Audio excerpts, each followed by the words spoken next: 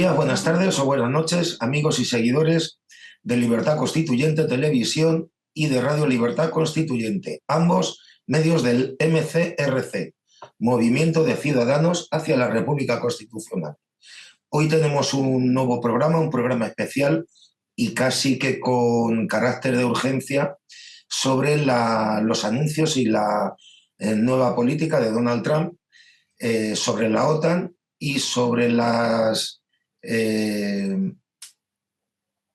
consecuencias que puede tener para la seguridad europea y española esta nueva política de Trump. Y para ello pues contamos con la presencia de Fulgencio del Hierro, como ya saben ustedes, nuestro especialista en temas de seguridad y defensa. Fulgencio, muy buenas tardes. Muy buenas tardes, saludos cordiales, muy afectuosos desde el puerto de Santa María. Bueno, pues como decía al principio, es un programa casi de urgencia porque parece que Donald Trump no solamente que esté dejando de lado Europa, sino que parece que va en contra de Europa o de la Unión Europea, vamos a definir también, ¿no? Sí, bueno, efectivamente lo que estamos viendo en la narrativa del presidente de los Estados Unidos recientemente, que ha tomado posesión muy recientemente, hace escasamente un mes, pues bueno, va un poco en línea con su mandato anterior, pero en esta ocasión pues se ha producido una avalancha, porque también ahora, pues hombre, tenemos un poco el escenario internacional un poco cambiado, ¿no? O con más problemas, pero se ha producido una avalancha de decisiones y una narrativa nueva que viene a ser pues una narrativa que yo catalogaría como hostil y que lo que ha traído como consecuencia es una serie de debates en torno a esa narrativa, obviando, soslayando el clarificar exactamente de qué instituciones se están hablando, qué hacen esas instituciones, cómo se formaron, cómo se puede explicar a la vista de los tratados que fundamentan esas organizaciones internacionales, pues algo que se ve, y eso ya no se correlaciona con la narrativa del nuevo presidente de los Estados Unidos, cayendo, yo me atrevería a decir, casi en el campo de la falacia, ¿no? Pues realmente huyendo de lo que ahora se sabe, un cambio de orden internacional, un nuevo orden internacional, un cambio de época, etcétera. Bueno, nos podemos centrar exactamente en los problemas concretos que nos afectan, yendo de lo general a lo particular, es decir, qué problemas nos afectan en dos organizaciones internacionales de las que España es miembro, de pleno derecho, con algunas restricciones importantes en ambos casos que afectan a nuestros intereses nacionales. Volvemos a insistir que los intereses nacionales de España deben de ser el norte, ¿no? Deben de ser el objetivo principal de todo gobierno de España. Eso no parece que sea así. Y que todo liderazgo, hay una ausencia de liderazgo total, pero todo liderazgo debe de partir de una perspectiva histórica. O sea, una perspectiva histórica y que le ayuda a definir estrategias y una capacidad de aglutinamiento de la población en torno a una estrategia determinada. Pero todo liderazgo tiene que partir de un análisis histórico. Esto lo dicen muchos autores internacionales, muchos académicos. Algunos no nos gustan mucho, pero el que no nos gusten mucho a nosotros, al MCRC, como puede ser Henry Kissinger, pues el que no nos gusten mucho no quiere decir. No nos gustan las acciones que tomó siendo secretario de Estado y asesor del presidente de los Estados Unidos con respecto a España, pero sí que hay que leer su producción académica, porque lo que está claro es que era un académico de reconocido prestigio y con mucha experiencia. Y eso es un poco lo que vamos a plantear hoy, Marce, si te parece bien. Sí, sí.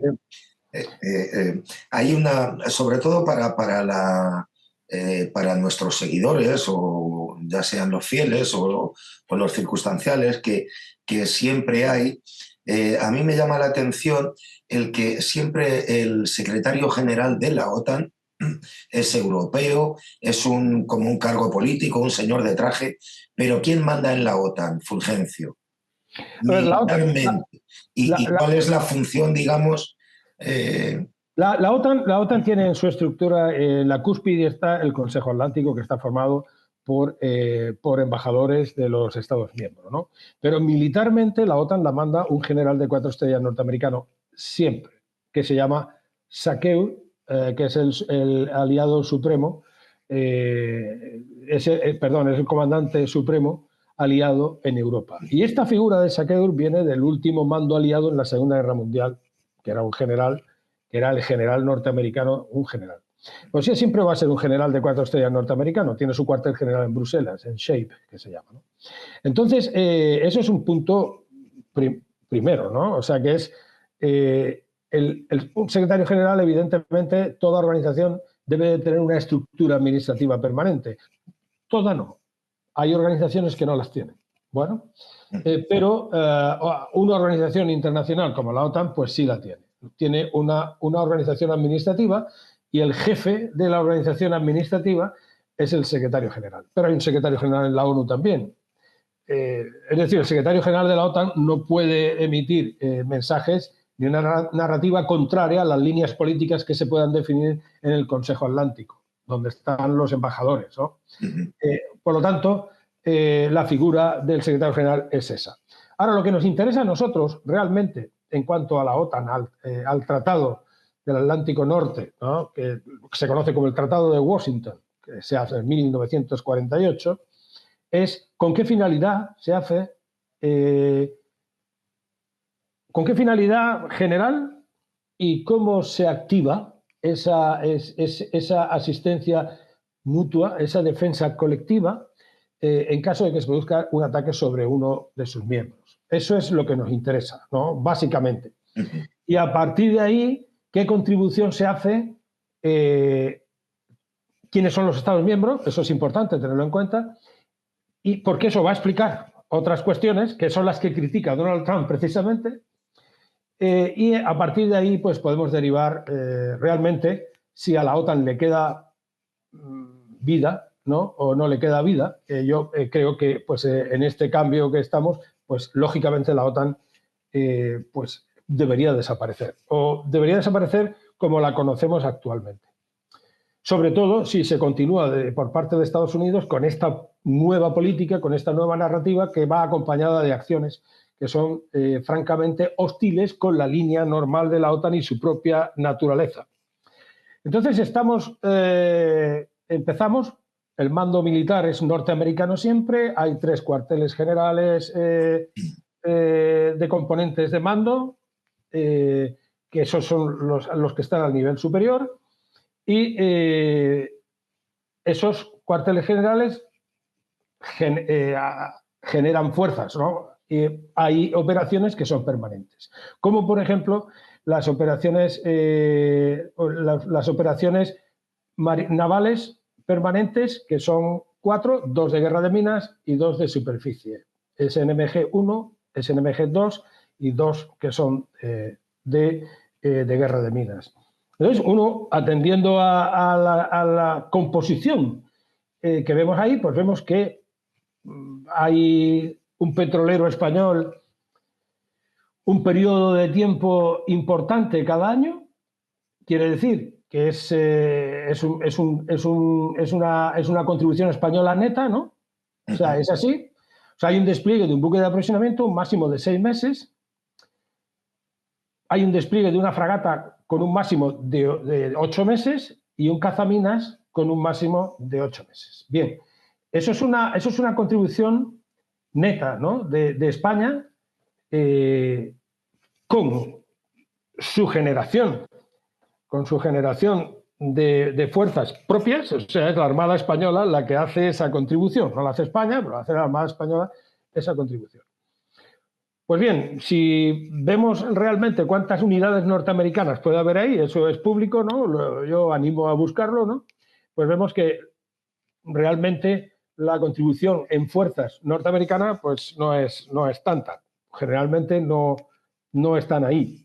O sea, están en el mando supremo, pero luego la generación Podemos poner un ejemplo. En España hay dos bases importantes, que es la de Morón y la de Rota. A nadie se le ocurre pensar que Estados Unidos ha puesto unas bases en España mediante el acuerdo de cooperación y amistad, ¿no?, internacional entre España bilateral. No las ha puesto para defender a España de un ataque por el artículo 5º, ¿no?, de Rusia. Las ha puesto por su interés nacional. Es decir, yo diría que la OTAN ha funcionado principalmente para interés de los Estados Unidos. ¿Y en qué me baso? Bueno, pues hay que basarse en observables, ¿no? ¿Cuántas veces se ha activado el artículo 5º, que es el de asistencia mutua? El artículo 5º del Tratado del Atlántico Norte, pues dice que si uno de los estados recibe un ataque, los demás acudirán en su ayuda, de acuerdo con el artículo 4º, que mucha gente lo olvida, ¿no? El artículo 4º es que uno puede más o menos decidir de qué manera contribuye, ¿no?, a la asistencia, que eso es también importante tenerlo en cuenta. Pero ¿cuántas veces se ha invocado el artículo 5º? Pues solo una vez.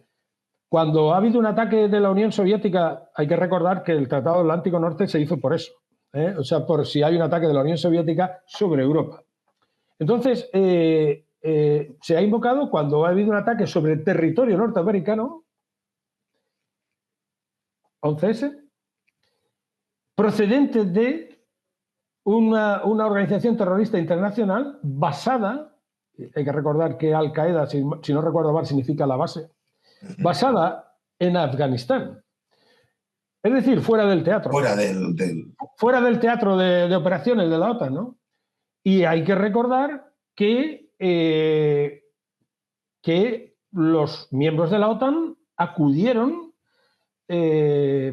por mor del artículo 5º en ayuda a las operaciones ofensivas de los Estados Unidos en Afganistán. Y hay que recordar que España perdió más de 100 hombres.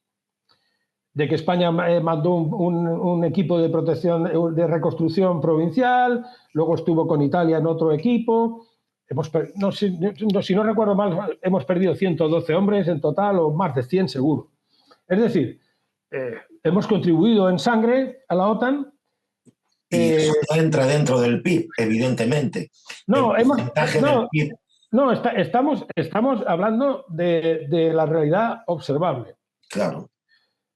La cuestión para mí es importante, la cuestión para mí es que hay que clarificar y hay que aclarar muy bien estas cosas para entender la narrativa y para no caer en el enfoque maniqueo de a favor de Trump o en contra de Trump. Nosotros en el MCRC no estamos para hablar de las jugadas, sino de las reglas. Nosotros creemos que los Estados Unidos de Norteamérica pues tienen el sistema, es lo más cercano a la democracia formal. No es perfecto, pero es lo más cercano a la democracia formal. Stop. Se ha elegido un presidente. ¿Nos gustaría tener un sistema presidencialista similar? Stop. Las jugadas del presidente Trump son mías, son de Fulgencio del Hierro. Las jugadas del presidente Trump son del presidente Trump e interesan a sus electores. Y a nosotros nos afecta. Y a nosotros, en tanto que España, nos afectan. Es decir, para mí el enfoque es ese. No alabo las reglas, pero las jugadas son variables. Entonces, como eso es nuestro enfoque principal, ¿no? Y ese es nuestro enfoque en España, en Estados Unidos y en el mundo entero, pues estamos totalmente legitimados pues, para explicar las reglas y ver y analizar las jugadas, que no criticarlas desde un punto de vista ideológico, sino analizar las jugadas cuando en el ámbito internacional nos afectan como país. Ese es mi punto de vista, creo que en eso estamos de acuerdo todos, ¿no? Entonces, ¿en qué situación estamos? En que dice, bueno, pues hay que incrementar el gasto del PIB, ahí tenemos de cada país, pero el gasto del PIB de cada país, el porcentaje del PIB destinado a defensa, pues es a la defensa nacional, porque luego la contribución a la OTAN en términos de unidades, pues está claro que estamos contribuyendo. ¿Tendríamos que incrementar el porcentaje del PIB en gasto de defensa? Evidentemente. ¿Por la OTAN? No. Tendríamos que incrementarlo porque Y precisamente no, porque el eje nuestro de amenaza es el eje sur. Hoy sale en El Español una preocupación, se refleja una preocupación que yo me consta que existe en la Armada, ¿no? Una preocupación sobre posibles acciones de Marruecos contra Ceuta y Melilla y sobre todo en el contexto en el que Donald Trump pues está reforzando una alianza con Marruecos y una crítica a España constante. Veremos ahora después cuál es la lealtad de Estados Unidos con España en los últimos 120 años, porque hay que tener una perspectiva histórica, ¿no? Para tratar de entender un poco qué es lo que estamos viendo. Y lo que se ve un poco es que hay un problema, es el eje sur, la amenaza nos viene del sur, podemos decirlo con su nombre, nos viene de Marruecos y se nos está pidiendo que incrementemos el porcentaje del PIB en defensa para contribuir a la OTAN, cuando resulta que Ceuta y Melilla no está incluida en el instrumento de accesión de España al Tratado del Atlántico Norte. Y no está por algo que se escapa a cualquier tipo de lógica, porque los departamentos franceses de Argelia sí estaban. Sí estaban en tanto y cuanto Francia tenía departamentos en Argelia. Sí que estaban. Y también también en el caso de Turquía, que bueno, puso algunas cuestiones adicionales en su instrumento de accesión, ¿no?, al tratado. Por lo tanto, eso me lleva a concluir muy inicialmente que España no está defendiendo sus intereses realmente cuando estamos desplegando aviones para hacer policía aérea en las repúblicas bálticas, cuando hemos tenido baterías de misiles Patriot en Turquía para defender a Turquía contra el conflicto, cuando existía el conflicto en Siria, o mandar buques cazaminas al Mar Negro, o tener en las SNMG fragatas o buques de aprovisionamiento. Es decir, estamos mandando nuestras fuerzas a cumplir objetivos que no se compadecen, ¿no?, como diríamos, ¿no?, con nuestros intereses vitales, es decir, supervivencia de la población, integridad territorial, etc. Y eso nos deja en una posición que por lo menos nos debería hacernos preguntar, uno, qué tipo de acción exterior tiene España, que dentro de la partidocracia es una acción exterior que está sometida a los trapicheos internos que son un reflejo de la falta de democracia formal, porque no me importa quién gobierne, gobernaría quien decida la nación española, ¿no? Pero si tuviéramos un presidente del gobierno elegido, no votado, sino elegido en elecciones, pero elegido en circunscripción única, doble vuelta, mayoría absoluta, pues no tendría que estar en una suerte de trapicheo permanente con el cual pues se va del foco, ¿no? O sea, no tenemos... Y entonces estamos viendo que hay comunidades autónomas que tienen estrategias de acción exterior. Bueno, que tenga estrategias de acción exterior, pero que se llevan recursos al mismo tiempo y son muy focalizados en una comunidad autónoma. Por ejemplo, el País Vasco tiene una estrategia de acción exterior. Cataluña tiene una estrategia de acción exterior. Canarias tiene otra. O sea, es decir, no solamente son esta gente, ¿no? También hay más.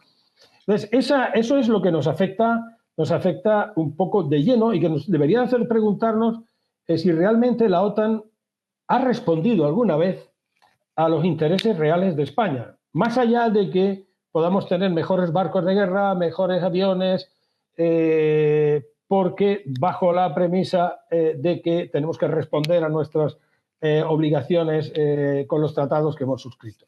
Pero realmente a esto, si le añadimos la política que hace Estados Unidos con respecto a nuestro eje de la amenaza, pues nos debería hacer preguntarnos más cosas todavía. Es decir, que no solamente no contribuye a nuestros intereses, sino que es contrario a nuestros intereses.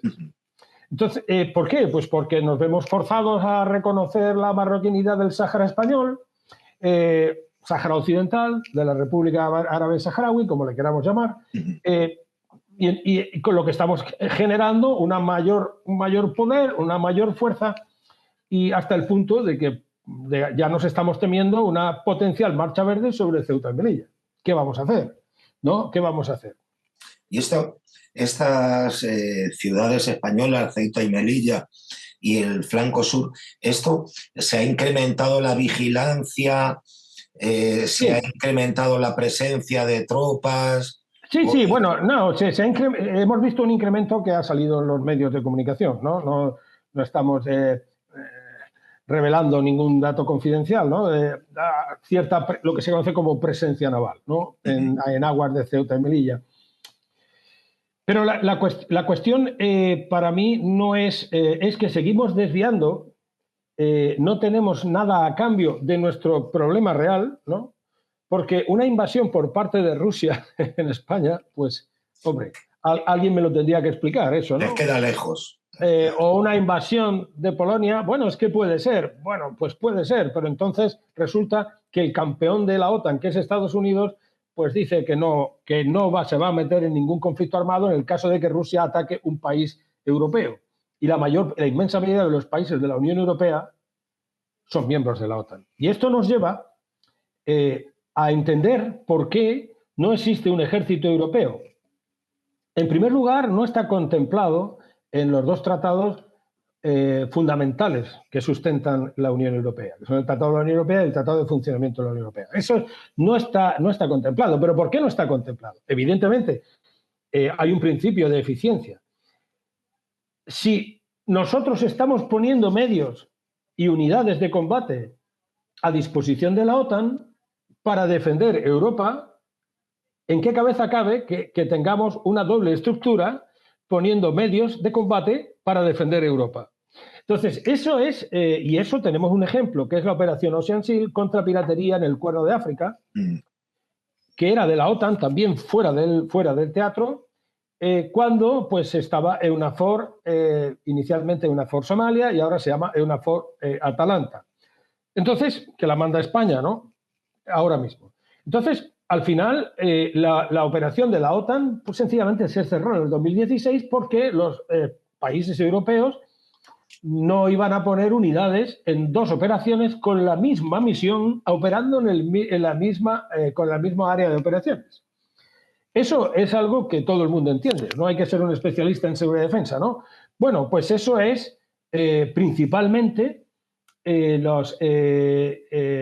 a mi juicio, lo que puede explicar, uno, no está considerado en los tratados, cuando existía la Unión Europea Occidental, es Western European Union, que era muy enfocada al aspecto militar, se ponían las unidades en papel, es decir, un batallón, un grupo de combate a disposición. Luego se fue derivando un poco a lo que se conocía como misiones Petersberg para tratar de explicar el funcionamiento y mantener esa organización. Y al final desapareció la organización. ¿Por qué? Pues por esto, es una cuestión de eficiencia. Tú no puedes tener dos organizaciones internacionales enfocadas con al mismo propósito, mismo objetivo en la misma región. Y eso ahora se ve traicionado por un cambio de política exterior de Estados Unidos. Es decir, no, mire usted, nosotros ahora tenemos prisa por reorganizarnos y decir, no, ahora tenemos que hacer algo europeo, pero entonces, si hacemos algo europeo, y anticipo, será incompatible con la OTAN. ¿Para qué? Porque la pregunta ahora es clave, ¿para qué queremos la OTAN? Bueno, realmente España no la ha querido para nada. Bueno, se habla de que, miembros del gobierno del momento, ¿no? Afirman, ¿no? que España se vio forzada a entrar en la OTAN. Acuérdate, aquello de la OTAN de entrada, no. No, pero se vio forzada. El referéndum de Felipe González. Claro, pero sí, pero Felipe González tuvo un cambio que podríamos explicarlo de muchas formas, ¿no? Es decir, bueno, es un cambio estratégico de la posición de España, alineación en el bloque occidental, ventajas en la transferencia de tecnología, para seguridad y defensa. Se puede vestir el muñeco, pero lo cierto es que Estados Unidos dio un golpe en la mesa y dijo, si tú no entras en la OTAN, atente a las consecuencias. Eso es lo cierto, o es lo que dijo el gobierno en las negociaciones, lo que dijo miembros del gobierno de Adolfo Suárez. que es cuando empezaron un poco a hablar de esto, ¿no? Entonces, eso está en línea históricamente con la posición de Estados Unidos con respecto a España. O sea, nos vamos a los plenipotenciarios en París, después de la guerra hispano-norteamericana, 1898, llegan a París y dicen, no, Puerto Rico. No, mire usted, Puerto Rico estaba fuera del teatro de operaciones. Puerto Rico no se sublevó contra España. Era una provincia autónoma que tenía un estatuto de autonomía y sus diputados en Madrid. Entonces, no había un problema en Puerto Rico. No. O ustedes incluyen Puerto Rico o nos quedamos con las Canarias. Y es que tienen fijación con las Canarias. Yo creo que desde Estados Unidos se ven las Canarias de una manera distinta. Nosotros la vemos en el mapa en televisión, ahí pegadito, que no la vemos nunca en su posición real geográfica, y la vemos ahí justo en el estrecho de Gibraltar, y desde Estados Unidos a lo mejor es que se ven diferentes las Canarias, y entonces han tenido fijación desde hace 120 años con las Canarias, que hacer un uso siempre de presión hablando de las Canarias. Entonces eso puede explicar un poco la presión detrás, ¿no?, que hubo detrás de que nos incorporáramos a la OTAN. ¿Y por qué no se incluyó Ceuta y Melilla como sí se había incluido antes los departamentos franceses en Argelia? Eso es una buena pregunta y solo nos queda el margen de la especulación. Pero si tenemos en cuenta lo que dijo el ministro Trillo, que de vez en cuando pues dice cosas sensatas y porque él ha estado ahí, ¿no?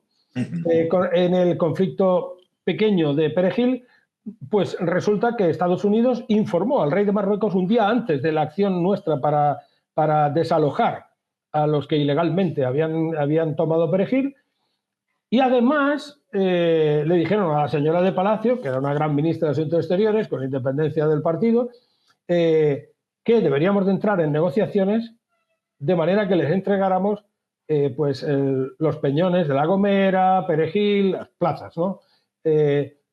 O sea, eso es otro hecho. Y eso que Colin Powell era amigo, decían que era amante de Ana de Palacio, cosa que fue un insulto y una ofensa, porque Colin Powell tenía su familia, e incluso lo dijo Ana de Palacio, y eso fue una maldad de algunos medios de comunicación.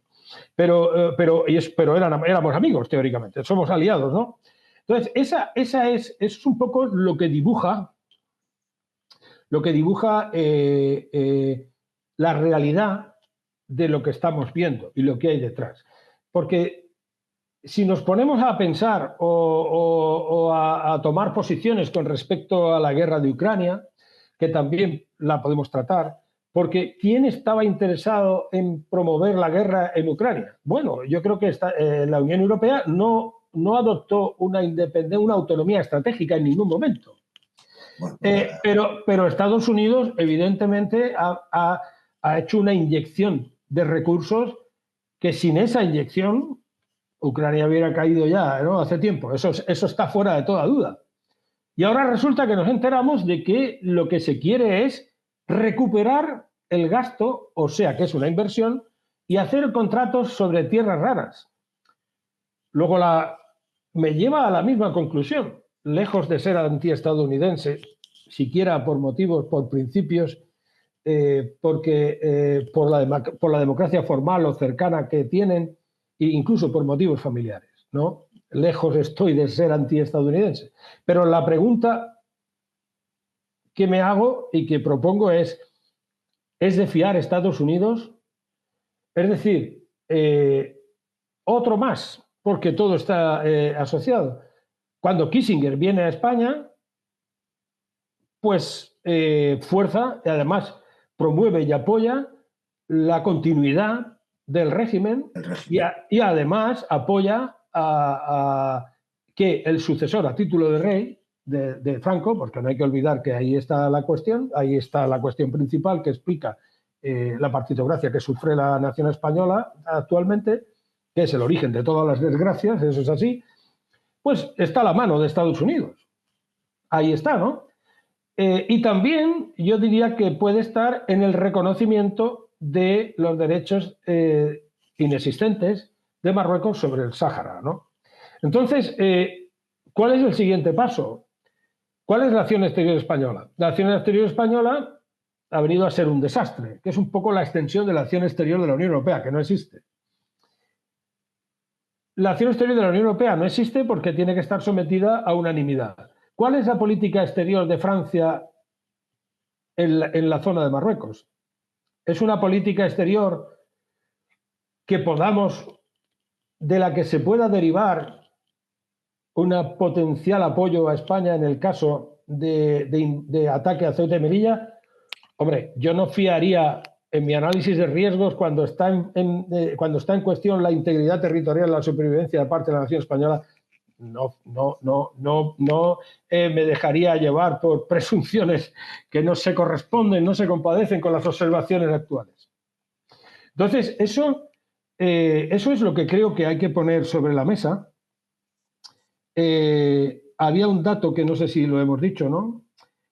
Que es las misiones en el exterior que publica el Ministerio de Defensa español. Son 16 las que se han aprobado, ¿no? De las 16, una es española.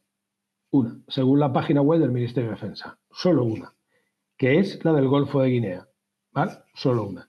Luego hay 7 OTAN, es importante el dato, 6 de la Unión Europea y 2 de la ONU. Una de la ONU muy importante, la que es la operación en el Líbano. Pero hay 7 de la OTAN.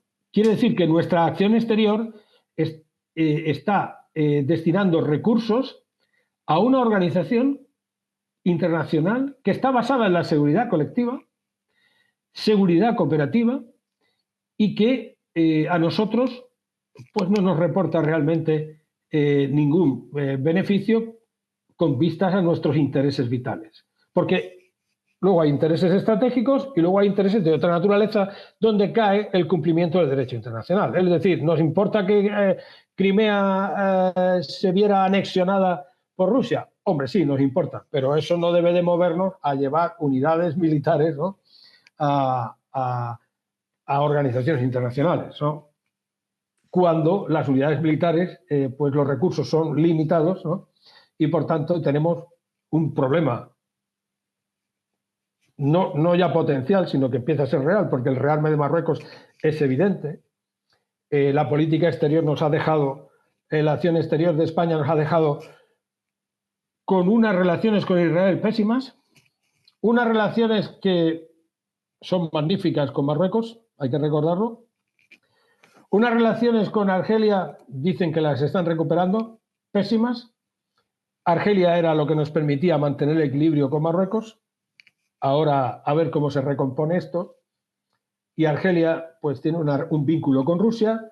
Nosotros estamos votando e imponiendo sanciones a Rusia. Es decir, nos estamos metiendo en un escenario que es un escenario realmente peligroso y que puede explicar el por qué hay un debate cada vez más amplio en la Unión Europea, en hacer un ejército de la Unión Europea. Pero claro, luego tenemos el presidente del gobierno que lo que dice es que hay que gastar mejor.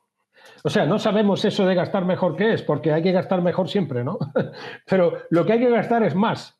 Mire usted, hay que gastar más y mejor, las dos cosas. Ahí el almirante García Sánchez hace 6 días decía algo que en la Escuela Naval, que yo lo he visto allí, pues había lo decía en un artículo que ha publicado hace 6 días, había un cartelito en la Escuela Naval que dice ser, no parecer, para que todos los alumnos de los guardiamarinas que pasan por la Escuela Naval lo vean, ¿no?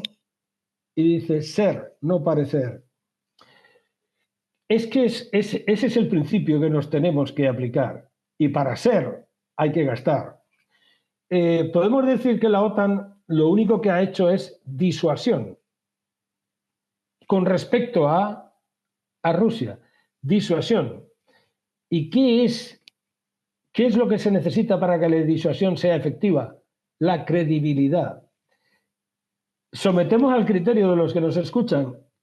¿Creemos que hay credibilidad ya con una disuasión por parte de la OTAN respecto a Rusia, después de lo que estamos viendo? Que el campeón de la OTAN dice que no, que Rusia es su amigo. Ojo, Rusia no debe de ser nuestro enemigo tampoco. Pero si lo que queda es la disuasión, podemos concluir que la disuasión ya no va a ser creíble nunca. Y lo que pasa es que tú crees que este acercamiento a Rusia puede ser para tener un nexo de comunicación con China, porque yo creo que lo que está en el punto de mira de Trump es China, ¿no? Bueno, Entonces, al tener una relación privilegiada Putin con Xi Jinping, pues... bueno, yo no me atrevería ahora, querido Marce, a hacer análisis simples, porque, a ver, si yo fuese taiwanés, pues me aplicaría lo del refrán castellano cuando las barbas del vecino, no, porque si yo fuese taiwanés. Es decir, el problema puede derivar o puede fundamentarse en lo que dicen algunos analistas, que yo creo que es bastante simplista, ¿no? Que lo que intenta hacer Trump, y que incluso nosotros hemos caído en eso en un principio, ¿no? Pero esto evoluciona muy rápidamente. Es decir, Trump intenta enfriar el frente ruso para concentrarse en China. ¿Es eso? O quizás lo que estamos viendo al final va a ser los tres grandes, los tres gallos, repartiéndose como diría México, ¿no? En México los tres gallos repartiéndose un poco el mundo. Y de verdad Estados Unidos va a gastar recursos y personas y sangre norteamericana en defender Taiwán. Bueno, eso no lo sabemos, no tenemos, pero podemos proyectar a la vista de lo que está pasando en el último mes. Podemos, yo francamente no me fiaría si fuese taiwanés. Por muchas operaciones de libertad de navegación que se hacen en el estrecho de Taiwán, que se hacen para reafirmar la presencia, ¿no? Y la negación jurisdiccional a la República Popular China, esas se están haciendo. Son una serie de operaciones que se han creado en Estados Unidos, que es meter un barco y meterlo por allí a navegar simplemente, se llaman Freedom of Navigation Operation. Así es como se llama, ¿no? O sea que yo ahora mismo no me atrevo a decir que sea algo tan simple como que enfriamos el frente de Rusia. Hombre, evidentemente el gasto norteamericano en defensa es brutal. A nadie le interesa mantener unos gastos tan altos, ¿no? A nadie le interesa una situación de hostilidad. Quizás interesa más, pero también es que en el aspecto económico se está viendo que Donald Trump lo que parece que camina es hacia políticas proteccionistas, ¿no?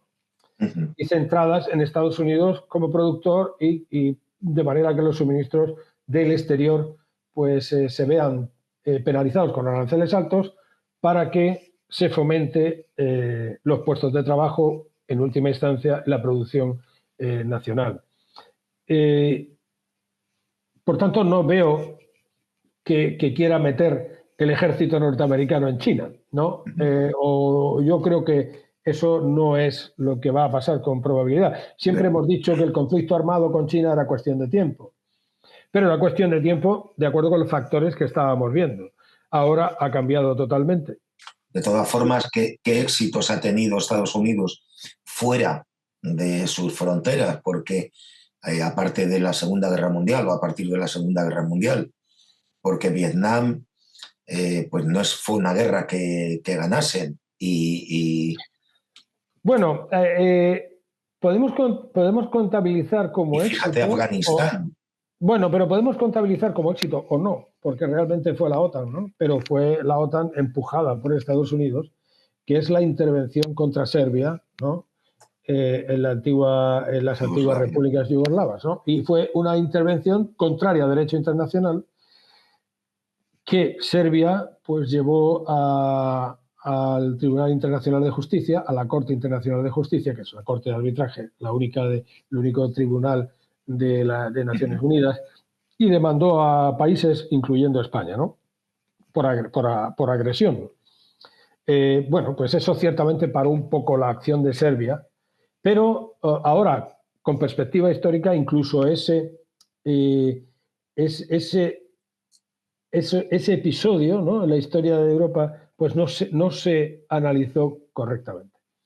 Porque, bueno, pues al final pues los serbios no eran los malos, malos, malos y los otros los buenos, buenos, buenos.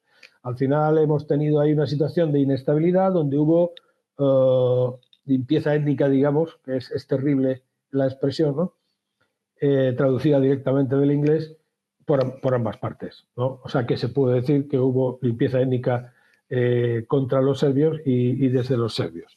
Y ahora tenemos un problema con Kosovo, con lo cual estamos parte de la comunidad, lo que se conoce como la comunidad internacional, pues está reconociendo de facto la fragmentación del Estado serbio. Lo cual, de nuevo, cuando ve las barbas del vecino, pues nos viene a decir... Claro que España nunca había reconocido esto. No, porque es que si la República de San Marino o Venezuela reconoce a una parte de España como independiente, nos mete en una guerra internacional directamente. Nos debería de meter en una guerra internacional directamente. Sí, es decir, con estas cosas hay que tener mucho cuidado. Entonces, yo me acuerdo cuando Helmut Kohl reconoció la independencia de Eslovenia y 10 minutos más tarde se declaró la guerra en los Balcanes. Claro, claro, y evidentemente, ¿no? También Croacia, ¿no? Pero la primera acción fue la de el reconocimiento por parte de Alemania de claro, porque tienen un porcentaje de población que son germanófilos que...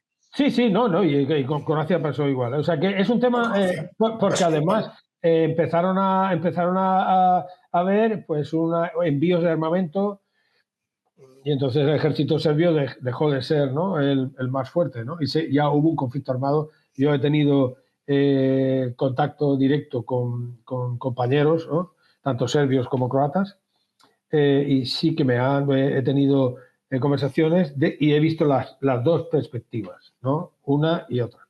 Y he visto cómo hablan y se entienden.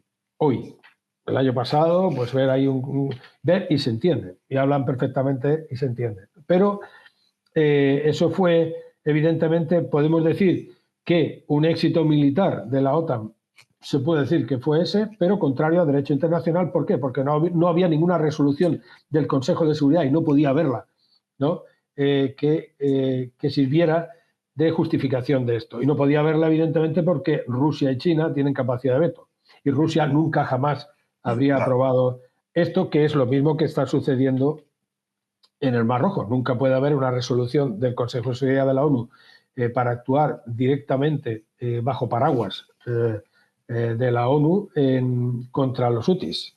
¿Por qué? Pues porque Rusia no lo va a apoyar. Entonces, nos llama la atención un poco ver por qué iba a viajar, y yo que he estado asistiendo a reuniones internacionales de alto nivel, ¿no?, los países con capacidad de veto, las potencias nucleares de iure, digamos, de acuerdo con el Tratado de No Proliferación, que son 5, ¿no? Hay más, pero las de acuerdo con el derecho internacional, con el Tratado de No Proliferación, son 5. A veces se reúnen y hablan, ¿no? Y me ha llamado la atención, o he creído detectar algún movimiento en ese sentido. Iba a ir Inglaterra, que es uno de los países, ¿no?, de los que estamos hablando, iba a ir a reunirse en Washington con Donald Trump después de reunirse con los líderes de algunos Estados miembros de la Unión Europea bajo convocatoria del presidente Macron en París. Y finalmente van Francia también y el Reino Unido. ¿Por qué va Francia? El Reino Unido pueden decir que va porque, bueno, pues su afinidad, porque el Reino Unido está callado, también le ha afectado mucho la nueva narrativa de Estados Unidos, el presidente de los Estados Unidos. Pero ¿por qué va Francia también? O sea, no va la Unión Europea, no, va Francia. Entonces Francia, ya estamos hablando de Francia, el Reino Unido, Estados Unidos, se han restablecido los puentes con Rusia, con China no están siendo beligerantes, y ya tenemos los 5 Ps otra vez. Ya tenemos una visión de que nosotros somos los que tenemos aquí capacidad de veto sobre todo, y los demás lo que tienen que hacer es seguir lo que nosotros decidamos. Está claro, ¿no? Como mucho, pues tenemos que convencer hasta 9 del Consejo de Seguridad de Naciones Unidas, de los 9 de los cuales 5 somos nosotros, ¿no? Y siempre habrá algún modo de convencer a otros 4. Es decir, esto es un poco también un dato que sería conveniente empezar a observar, ¿no? Es un dato que sería conveniente quizás empezar a observar. Luego, así en conclusión, hemos visto que la OTAN, hay una falacia importante detrás del mensaje de Donald Trump. La OTAN, el campeón de la OTAN es Estados Unidos. La OTAN responde a un propósito en su origen. Con respecto a España, no ha cumplido nunca, no está a favor de nuestros intereses, somos contribuyentes de tropas y ya está.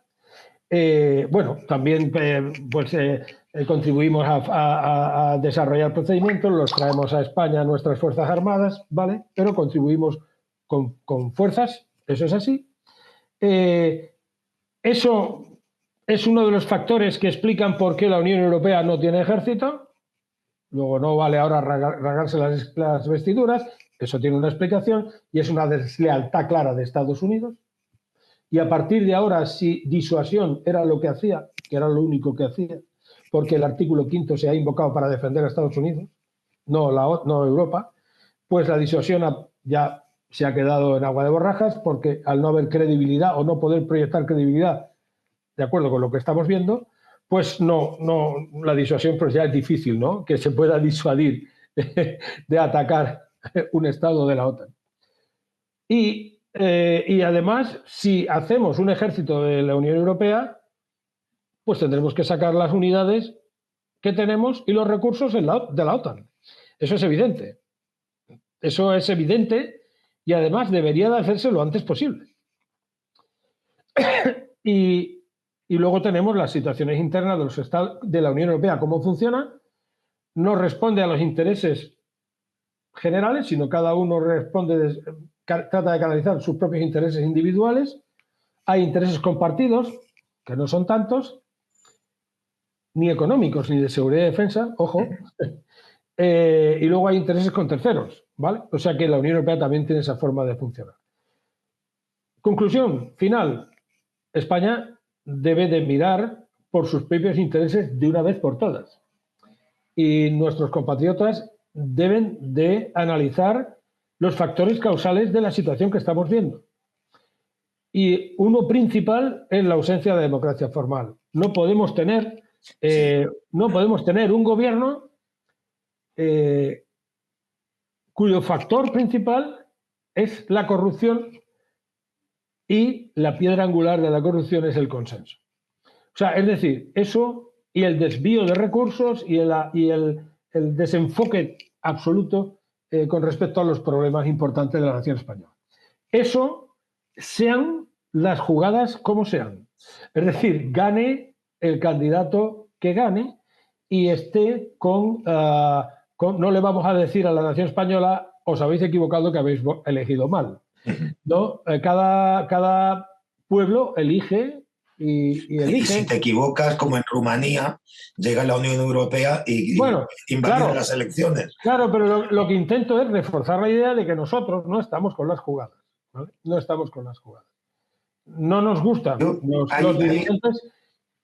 No nos gustan los... Sí. No, antes de terminar, me gustaría preguntarte un par de cosas o saber tu criterio. Y es ciertamente la hipocresía que has comentado antes de incrementar o de que se van a incrementar aún más las sanciones a Rusia, pero lo que también se ha incrementado es la compra de petróleo ruso.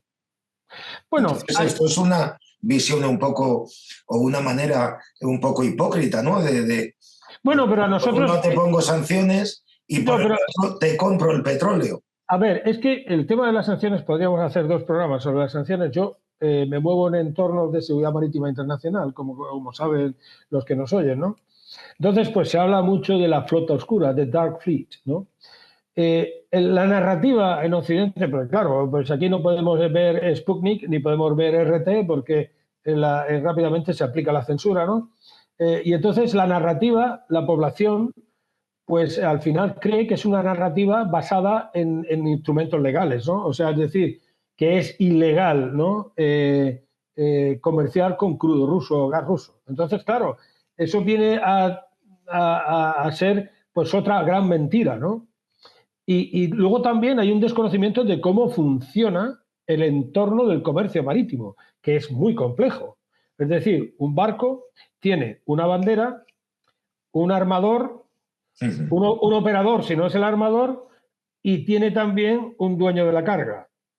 ¿Vale? Entonces, todo eso te lleva a una situación compleja de que un barco puede tener la bandera de Liberia o la bandera de Grecia, el armador puede ser de Chipre o puede ser de Estados Unidos, bueno, puede ser de otro país. El operador, que es el que opera realmente el barco, si no es el armador, puede ser japonés o indio, y el crudo puede comprarlo un indio en Rusia, y el crudo pues o termina en la India y se refina y la gasolina entra en Italia, o el mismo crudo al final se transborda a otro barco con bandera de Panamá en un lugar en la mar y atraca el barco en Savona, por decir un ejemplo claro, no era la bandera de Panamá, pero es un barco que tuvo un ataque terrorista hace 2 días en Savona, en Italia. Es decir, esto al final nos lleva a que los especialistas en algunas redes como LinkedIn tenemos que decir, un momento, forte virar, como decimos en los barcos, ¿no? Forte virar, no vienes más con el ancla ni con la estacha de amarre, ¿no? O caña a la vía, el timón a cero. Un momento, que nos estamos yendo del foco.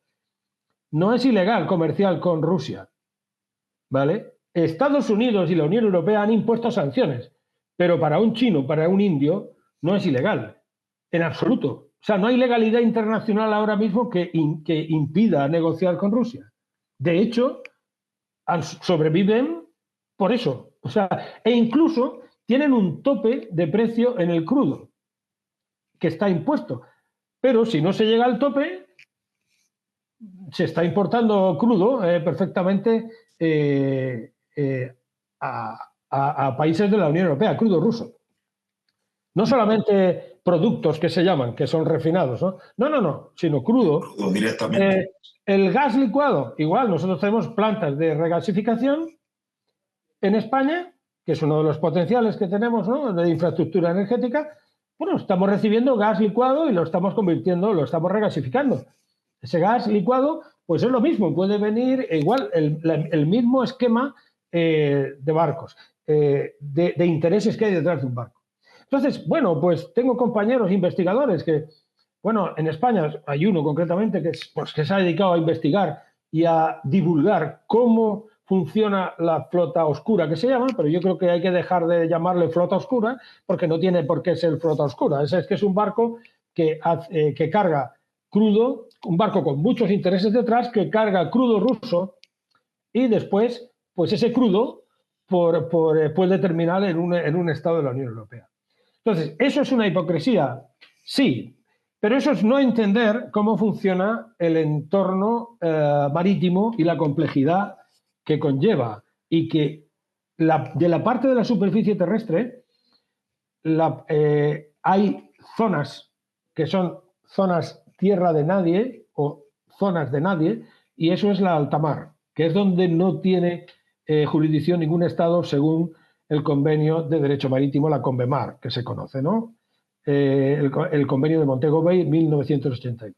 Entonces, ahí pues hay transbordos que hay que hacer un seguimiento vía satelital para descubrir si se han violado las sanciones. Pero las han violado, ¿sanciones de quién? De Estados Unidos y de la Unión Europea, porque el resto, o sea, China... No están obligados a... No, China está importando, porque además China tiene un problema energético, de seguridad energética. China importa crudo de Irán muchísimo, pero ¿cómo iba a sobrevivir Irán cuando le decimos, no, es que se han impuesto sanciones sobre Irán? Hombre, si no vemos cores, ¿no?, que yo lo veo mensualmente, de dónde procede el crudo que importa España, vemos que en la imposición, cuando se levantaron las sanciones, España empezó a importar crudo de Irán. Cuando llegó Trump y se salió del acuerdo nuclear y volvió con las sanciones, España deja de importar crudo de Irán. Pero China ha seguido importando crudo de Irán. O sea, Irán y Venezuela están vendiendo crudo. O sea, y Rusia está exportando crudo. Es decir, que todo esto, pues hay que tener una idea clara, y ya pues he aprovechado que lo has sacado, ¿no? Pero, porque, bueno, esto lo que te dice un poco es la complejidad del mundo, ¿no? No iba a decir aquello tan manido del mundo en el que vivimos, el mundo siempre es complejo, pero es la complejidad del mundo. De nuevo, ¿dónde están los intereses de España? Bueno, en seguridad energética España no funciona mal, no funciona mal. Tenemos nuestras instalaciones e infraestructura de refino, de regasificación, y la cesta está diversificada. Pero curiosamente el incremento de importaciones de Estados Unidos se ha disparado. O sea, eso es un poco, tú mira a ver quién gana, ¿no? Y entonces quizás empiezas a preguntarte algunas cosas que tienes que investigar, claro. Pero, ¿quién gana? El Nord Stream. Hay un ataque en el Nord Stream. Empieza la infraestructura crítica a ser un debate importante, submarina, ¿no? Entonces, la pregunta que nos hacíamos muchos, ¿quién ha ganado con esto? Bueno, pues Estados Unidos ha ganado porque entonces importamos. Eso es la teoría de la... Alemania para empezar, ¿no? Eso es una teoría de la conspiración que está bien en películas y tal. Pero, ¿quién gana con esto? ¿Es un ataque a quién? ¿Quién gana con el ataque a 3 barcos mercantes que ya llevamos este año? 3, pero con bombas Lapa, o sea, con minas Lapa. Gana Ucrania. Es evidente. Luego viene la Fiscalía Alemana y nos dice que el ataque al Nord Stream, pues había elementos ucranianos que salen de un puerto de Polonia. O sea, es decir, todo esto es lo que tenemos que intentar o seguir. Personas que tratamos de aportar un análisis exponiendo también nuestras dudas, ¿no? O el ciudadano por sí mismo debe de ser capaz un poco de responderse a preguntas, ¿quién gana sobre esto? ¿No? Porque claro, ahora nos hemos enterado de las tierras raras de Ucrania. O sea, ¿quién gana con la guerra de Ucrania? En un principio pero fíjate, se debilitaba Rusia, ¿no? Eso era una ganancia, ¿no? A la hora de... la administración Biden, el hijo de Joe Biden, Hunter Biden, tenía intereses muy fuertes también en Ucrania. Y algo tiene que haber ahí. Bueno, nos estamos enterando de que o sea, uno no puede vestirse de defensa de los valores occidentales, eso que se llama valores occidentales, que para mí son el principio de elección, representación y separación de poderes, eso es fundamental, luego ya hablamos de lo demás, ¿no? Pero uno no tiene, y eso no existe en Europa, uno puede y se le llena la boca con los valores occidentales. Luego nos enteramos que ha habido un intento de hacer un contrato para yo me llevo las tierras raras de Ucrania, que es rica en ellas, ¿vale? Y así te cobro toda la ayuda militar que te he dado, que por otra parte, pues he estado inyectándola ahí, ¿no? Porque debilitaba a Rusia de paso. Es decir, esta es la complejidad.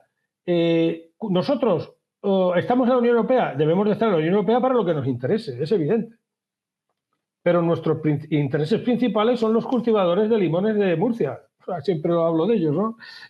Que han perdido su mercado en Rusia a costa de la anexión de Crimea. Bueno, pues está bien, ¿no?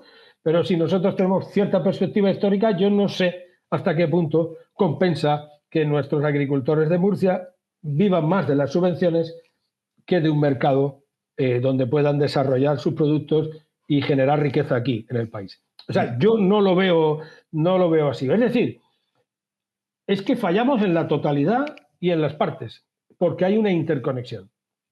Y todo tiene su origen en que la nación española no puede decir nada, porque puede decir, no me gusta la acción exterior que están tomando, pero es que vosotros, compatriotas, no elegís nada. O sea que os tenéis que callar la boca. Si participáis, simplemente legitimáis a esa gente que mediante consensitos pues hacen lo que creen oportuno y nosotros, lo que estamos aquí es para asumir, bueno, no pretendo ofender a nadie, pero asumir, ¿no? Y callarse la boca y seguir, ¿no? Y no participar en los debates y no tener capacidad de decir, no, no me gusta, esto no puede ser y esto lo hago. Eso sucede en algunos países como Estados Unidos y no entramos en las jugadas. Sí, yo fíjate, creo que los sistemas oligárquicos, los regímenes de partidos, pues están en franca decadencia. Y si no lo están, deberían estarlo, realmente, porque es el régimen que impera en toda Europa, es un régimen en el que la ciudadanía no existe, bueno, quizás en Francia, y tampoco como tal, como el concepto de ciudad. No, pero, ¿No? no, pero Entonces, yo creo que es un sistema, un régimen de poder que está en decadencia, porque se aprecia la inutilidad. Fíjate, bueno, en decadencia, te quería hacer la última pregunta antes de terminar sí, el programa, sí, sí. sobre, es que al principio comentaste que las acciones, no ya las manifestaciones de Donald Trump, sino que las acciones de Donald Trump, que estaba empezando, eran acciones que iban en contra de Europa, ¿no? Entonces, me gustaría saber a qué te estabas refiriendo, qué tipo de acciones está tomando Donald Trump que se puedan considerar como, si no agresivas, contrarias al espíritu europeo, al espíritu de la OTAN, y que como consecuencia, como también decías al principio, si no se está minando la propia organización. No, no, por supuesto, es lo que hemos tratado de decir en todo el programa. Es decir, la organización del Tratado del Atlántico Norte, la OTAN, se ha acabado. O sea, yo creo que es evidente, porque el campeón de la OTAN reniega de ella y además hace unas exigencias y además ya no atiende al propósito de la fundación del propio tratado. No. O sea, que es que eso es así. Pero es que además, si pensamos que el conflicto armado está en Europa, lo normal es que Europa, con su propia estrategia, que creo que ha sido equivocada siempre con respecto a Rusia, pero que Europa esté de cualquier forma ahí, ¿no? Entonces yo veo que va contra la Unión Europea, concretamente porque le niega cualquier tipo de papel en el asunto, la critica soslayando que el esfuerzo que hace de defensa la Unión Europea lo enfoca principalmente en cuestión de seguridad colectiva a la OTAN, no a la Unión Europea, porque no existen los mecanismos, ¿no? Entonces, pues nos deja en una situación de que la Unión Europea ahora pues tiene que replegarse y tiene que comenzar a hacer una nueva comunidad, que decía un colega danés, una conversación que tuve con él, una nueva comunidad. Claro, dentro de la Unión Europea hay gente que está diciendo también que está comprando la narrativa del gasto, del porcentaje del PIB. Entonces decimos, no, pues es que los que gastan más del 2% tienen que hacer una comunidad. Los que gastan menos, pues los dejamos fuera de la comunidad. Es decir, al final, pero claro, entonces tenemos que ver los intereses. O sea, los intereses, Dinamarca tiene un interés muy claro, o asumen un interés muy claro en frenar la acción rusa. Se ve porque son de los principales contribuyentes y Dinamarca ha cambiado totalmente, acaba de publicar una estrategia de seguridad no hace mucho y ha cambiado totalmente. Pero claro, nosotros la inseguridad es una percepción. ¿Se tiene esa percepción desde España? Hombre, no se tiene. Volvemos otra vez. ¿Deberíamos de tener un gasto superior en defensa? Sí. ¿Por la OTAN? No. Definitivamente no. ¿Por la Unión Europea? Hombre, en tanto y cuanto el artículo 42.7 del Tratado de la Unión Europea, que habla de la asistencia en caso de, algunos lo traducen como ataque y otros como agresión, que eso es otra, ¿no? A ver cómo traduces tú el tratado. Y que lo invocó Hollande cuando el ataque, ¿no? París, terrorista. Tendríamos que ver eso, cómo se articula en el caso de ataque a Ceuta y Melilla. O sea, que yo veo que sí, efectivamente, no sé si ha quedado claro, si he respondido a tu pregunta. Perfectamente. Que nos afecta a la Unión Europea, a Europa, no solo a la Unión Europea, sino a Europa, y afecta a España, es contrario a España claramente. Y la historia nos dice que Estados Unidos nunca ha sido favorable a España. Pero es que nunca lo ha sido, ni tan siquiera con el reconocimiento del general Franco y el acceso de España a la ONU, ¿vale? Que fue A pesar del en apoyo. en la década de los 50, ¿no? En la década de los 50, pues Estados Unidos dice, bueno, este pueblo español, ¿quiénes son?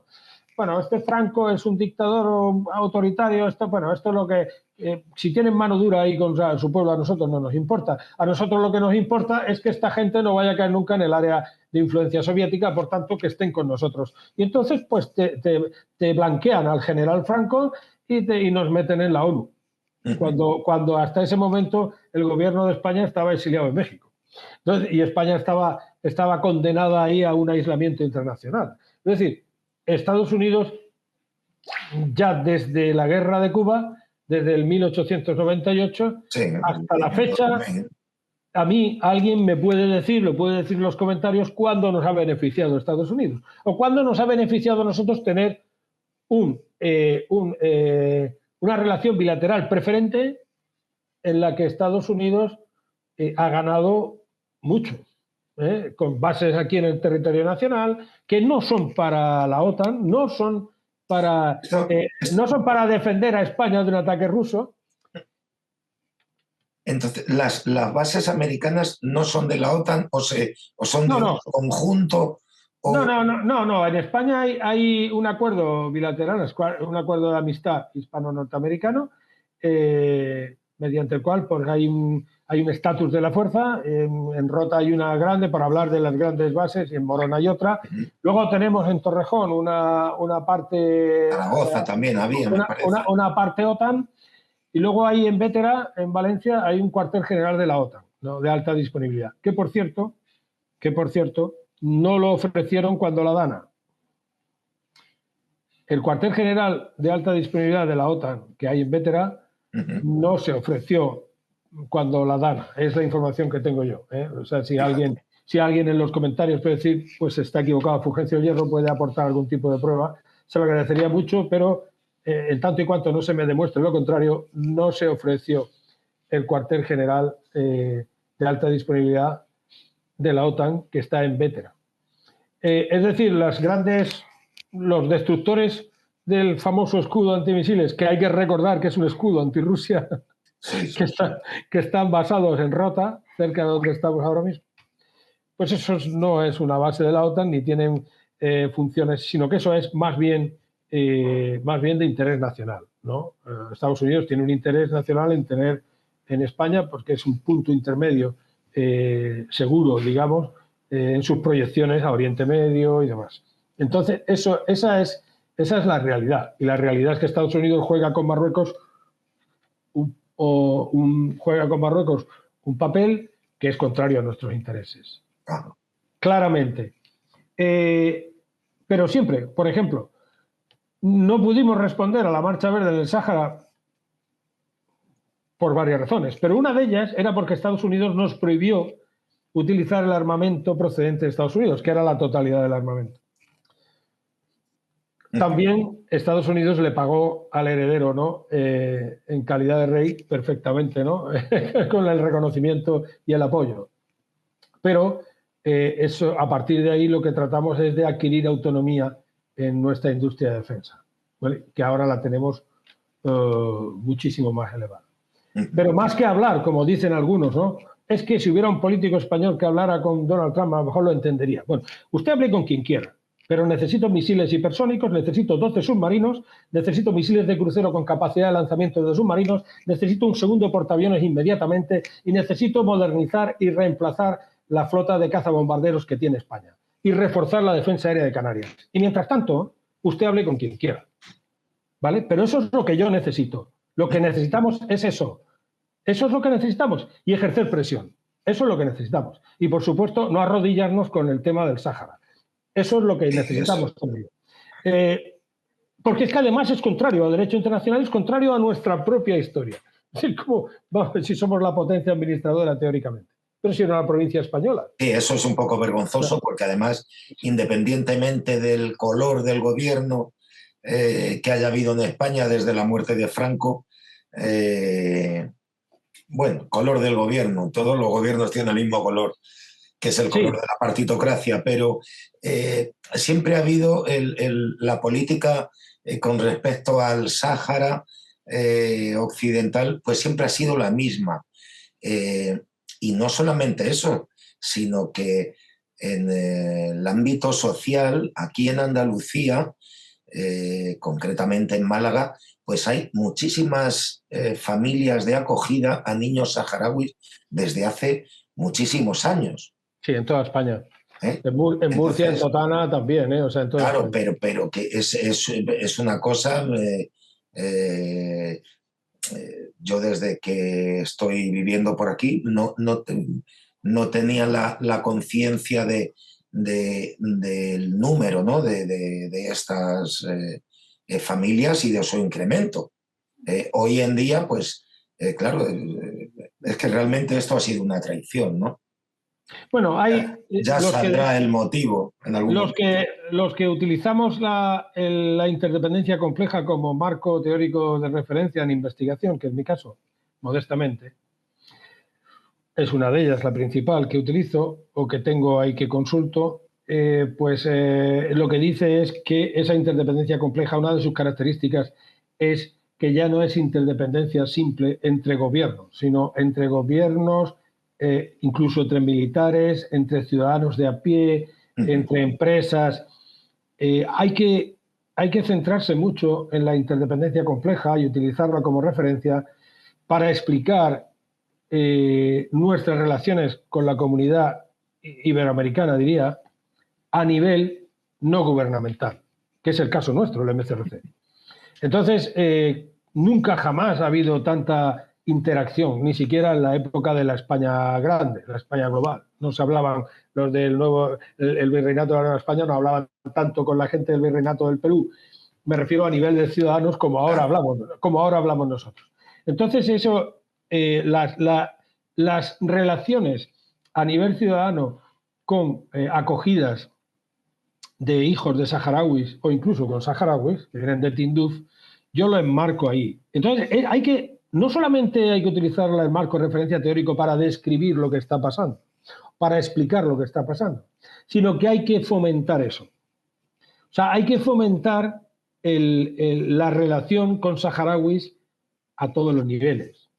Aunque el gobierno esté erróneo, gravemente erróneo, nosotros tenemos que intentar fomentar nuestras relaciones con saharauis, porque, bueno, pues uno ve a un saharaui que me ha pasado a mí en la carretera, la A92, yendo a Murcia, desde resido en Cádiz, y he parado en una gasolinera y le he preguntado a un chaval que estaba allí, oye, ¿tú que eres marroquí? No, yo soy saharaui. Bueno, pues él notó el cambio de mi cara, ¿no? Y no es que tenga nada en contra de todos los marroquíes, pero el saharaui es más cercano a mí. Y él se siente así. Y él vino aquí huyendo. Entonces, ese es más cercano a nosotros, porque, bueno, pues, porque históricamente, y además recientemente, tenemos que considerar que ha sido parte de España. Entonces, le debemos el derecho, asegurar el derecho de autodeterminación, como lo hicimos en Guinea Ecuatorial. Y eso de ahí no nos puede sacar nadie. Nadie. Muy bien, Fulgencio. Pues nada, llevamos una horita y pico, yo creo que está bien. Nos vemos en el siguiente encuentro. Siempre es un placer disfrutar de tu compañía y de tu ciencia. Que, Bueno, la ciencia, de ciencia. Modesto aporte. Nos veremos en la obra de teatro, ¿no? claro, claro que sí. Patología Patología de la de la transición. transición de nuestro querido Alberto, dramaturgo y director, que ha tenido una generosidad Sí, sin, aparte tiene una sin pintaza límites. estupenda la Entonces obra. nos veremos en la obra de teatro en Madrid. Esa analogía de Cervantina. Estoy Sí, frito por verla. Y bueno, pues a nuestros seguidores decir que le den al alimento, a la savia de Internet, que es el like. no como Donald Trump, pero bueno, esto digamos que es universal, ¿no? Sí, sí. Like. El like, el que nos interesa. Y si no están suscritos a nuestro canal, pues que se suscriban. Y nada más, nos vemos en el siguiente programa, Fulgencio. Nos vemos en Madrid, nos vemos Nos vemos en Madrid. En el teatro. Un abrazo fuerte. Abrazo fuerte. Adiós. Un abrazo.